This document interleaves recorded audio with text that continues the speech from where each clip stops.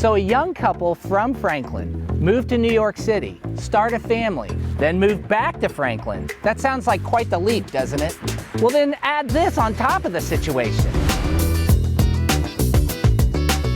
They bought a schoolhouse to live in.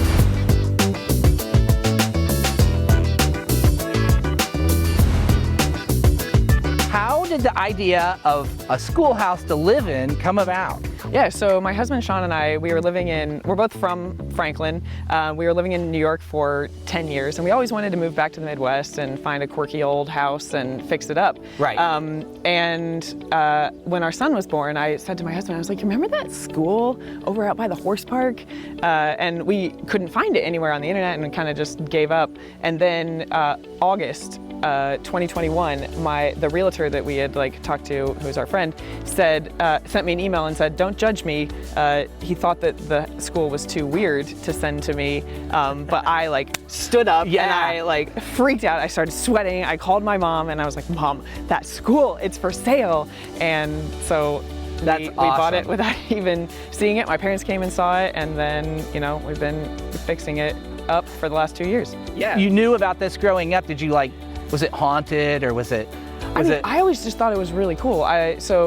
Driving by as a little kid, I would be looking out the window, being I wonder what it looks like inside there. And I always just thought it was really interesting, and I thought it was really pretty. And so you're from Franklin, you moved to New York City, stay there, come back to Franklin, buy a schoolhouse.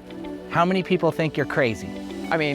I think a lot of people think we're crazy. Our friends in New York, our friends in New York were actually yeah, no, they know how crazy we are. So they're this seems like this is right up your alley. Yeah. Okay. My parents have experience in real estate, and my dad came and looked at the school, and he was like, "Hey, I think we can figure out how to do this. I think it's in good shape." So I was like, "Okay, let's do it. Here's all my money." And then, so what is the plan? Do you want it to bring it back historically, preserve it to what it was, or do you want to make this a modern living space, or a little combination?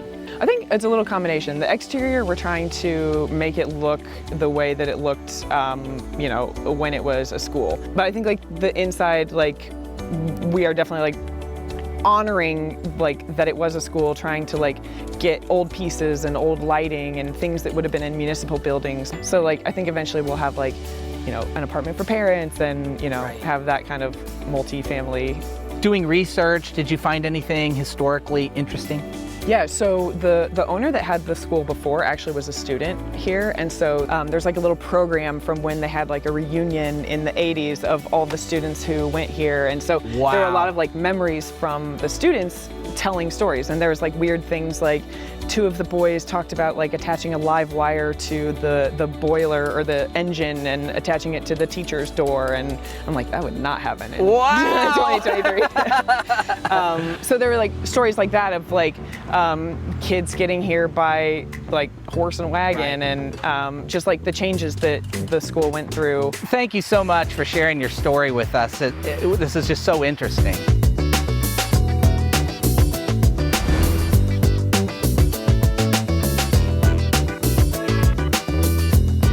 So you can follow along the progress of Stacy, Sean, and the kids by clicking on their website at schoolhousehomestead.com. For Great Day TV, I'm Barney Wood.